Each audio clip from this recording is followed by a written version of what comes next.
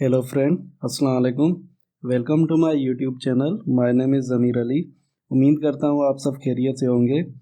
जिस तरह से फर्स्ट पार्ट में हमने एक रेस्टफुल एपीआईज़ के अकॉर्डिंग हमने थ्योरेटिकल्स पॉइंट डिस्कस किए थे, और इस सेशन में हम रेस्टफुल एपीआईज़ बनाना सीखेंगे, जिसमें अलग अलग रेस्ट एपीआईज़ पे हम काम करेंगे। जिस तरह से ऐड हो गया, अपडेट हो गया, डिलीट हो गया। तो रेस्टफुल एपीआईज़ जो हम बनाना सीखेंगे वो हम स्प्रिंग बूट का यूज़ करेंगे। जो हम जावा का फ्रेमवर्क यूज़ करने जा रहे हैं वो है स्प्रिंग बूट। तो पार्ट वन में हमने इस कंप्लीट सीरीज़ को जो है मैंने 3 पार्ट में डिवाइड किया है। पार्ट वन में रेस्टफुल एपीआईज़ का एक ओवरव्यू था कि रेस्टफुल एपीआईज़ क्या हैं, किस तरह से यूज़ होती है और इनके मेन एडवांटेज क्या है। उसके बाद हमने ये डिस्कस किया था कि रेस्टफुल एंड सॉप एपीआईज़ में क्या फ़र्क है। पार्ट टू में हम रेस्टफुल एपीआईज़ बनाना सीखेंगे। रेस्टफुल एपीआईज़ जो हम बनाएंगे वो स्प्रिंग बूट को यूज़ करेंगे, और हम उस स्प्रिंग बूट वाली एप्लीकेशन के साथ जो है अपने डेटाबेस के साथ कनेक्टिविटी करेंगे।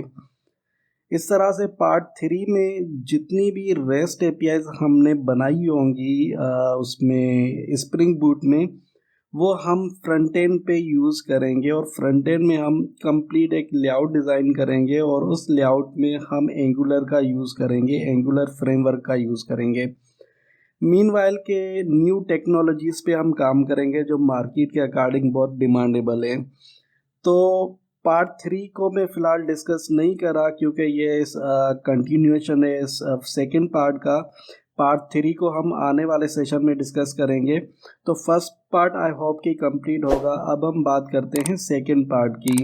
सेकंड पार्ट में हम प्रैक्टिकल रेस्टफुल एपीआईज़ बनाना सीखेंगे यूजिंग द स्प्रिंग बूट। तो फर्स्ट पार्ट में ये पॉइंट्स हमने हाईलाइट किए थे। सेकंड पॉइंट की अगर हम बात करें तो सेकंड पॉइंट में हम रेस्टफुल एपीआईज़ बनाएंगे यूजिंग द स्प्रिंग बूट, और डेटाबेस जो यूज़ कर रहा हूँ मैं, जो यूज़ कर रहा हूँ वो है माइस्क्यूएल। आप जौन सा भी डेटाबेस यूज़ करें डिपेंड करता है, लेकिन कनेक्टिविटी या उसके अलावा जो है काफ़ी हद तक जो है वो सेम ही होगा। अगर आप ओरेकल यूज़ करें या माइस्क्यूएल यूज़ करें या उसके अलावा एसक्यूएल सर्वर यूज़ करें, तो उनकी कनेक्टिविटी में थोड़ा सा डिफ्रेंशिएट हो सकता है, अदरवाइज सेम ही होगा। तो मैं जो हूँ, मैं यहाँ पे माइस्क्यूएल का यूज़ करूँगा।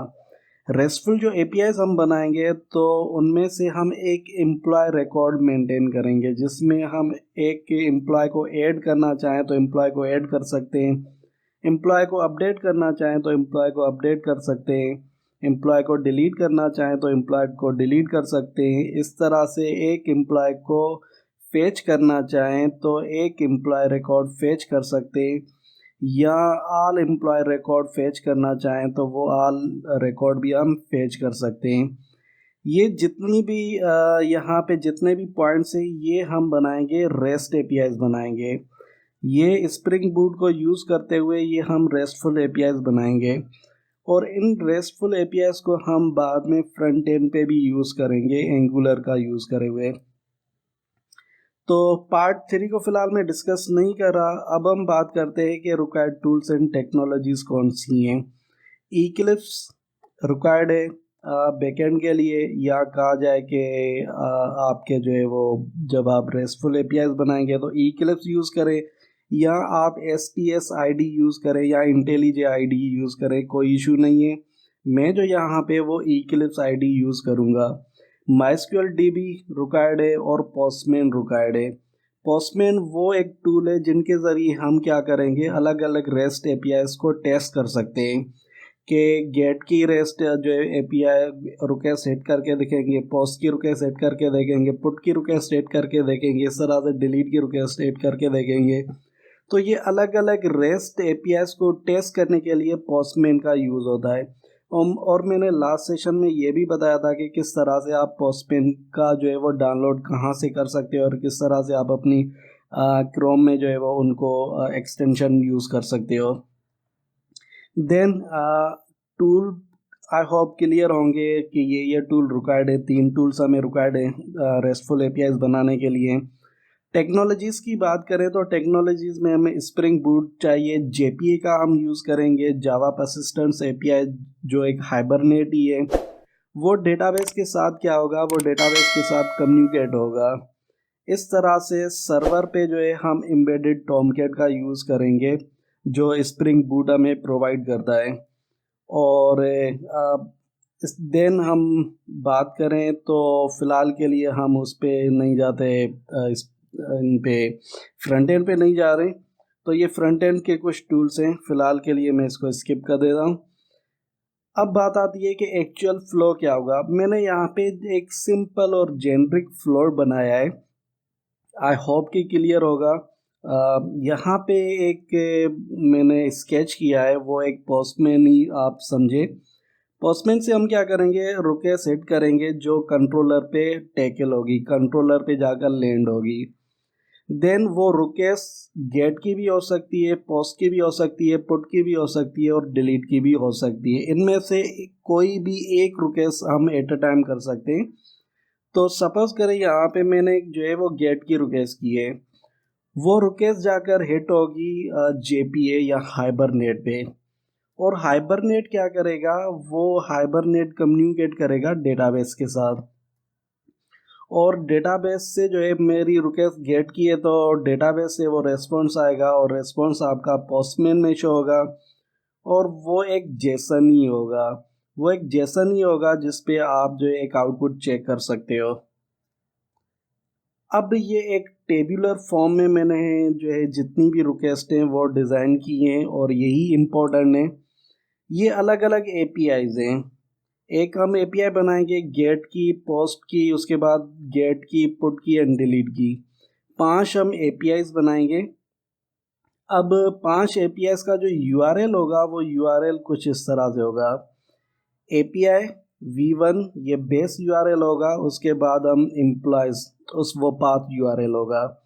इस तरह से अगर मुझे कोई डेटा क्रिएट करना हो या ऐड करना हो तब भी उसका यूआरएल ये होगा, सिर्फ उसका मेथड चेंज होगा। इस तरह से अगर हम बात करें कि मुझे एक स्पेसिफिक रिकॉर्ड, यहाँ पे लिखा हुआ है कि मुझे एक 1 रिकॉर्ड चाहिए, तो मैं क्या करूँगा, बेस यूआरएल वही होगा। उसके बाद पाथ यूआरएल जो है वो पाथ यूआरएल हमारा ये बनेगा, पाथ यूआरएल ये बनेगा जिसमें हम क्या करेंगे, आईडी के बिहाफ पे हम कोई एक रिकॉर्ड फेच कर सकते हैं या कोई एक रिकॉर्ड गेट करेंगे। इस तरह से हम बात करें पुट की भी, हम एक एपीआई बनाएंगे, रेस्टफुल एपीआई होगी जो बेस यूआरएल होगा, पाथ होगा, पाथ यूआरएल होगा। पाथ यूआरएल में भी हम आईडी के बिहाफ पे क्या करेंगे, कोई भी एम्प्लॉय का रिकॉर्ड अपडेट करेंगे। कोई भी एम्प्लॉय का रिकॉर्ड हम क्या कर सकते हैं, पाथ यूआरएल से या आईडी के बिहाफ पे अपडेट करेंगे। इस तरह से एक डिलीट की एपीआई होगी, डिलीट एपीआई का भी बेस यूआरएल हम सेम ही रखेंगे। उसके बाद हम पाथ यूआरएल उनका ये रखेंगे जो एक आईडी के बिहाफ पे जो है एक डेटा डिलीट करेंगे, आईडी के बिहाफ पे डेटा डिलीट करेंगे। मीनवाइल के यहाँ पे अगर एक मुझे जो है वो रिकॉर्ड चाहिए तभी मैं आईडी के थ्रू करूँगा। अगर मुझे एक रिकॉर्ड अपडेट करना है तभी मैं आईडी के थ्रू अपडेट करूँगा। अगर मुझे एक रिकॉर्ड डिलीट करना है तभी मैं आईडी के थ्रू डिलीट करूँगा। तो ये उनके यूआरएल हैं जो हम डिज़ाइन करेंगे, या उनके जो यूआरएल एपीआईज के यूआरएल जो होंगे वो ये बनेंगे।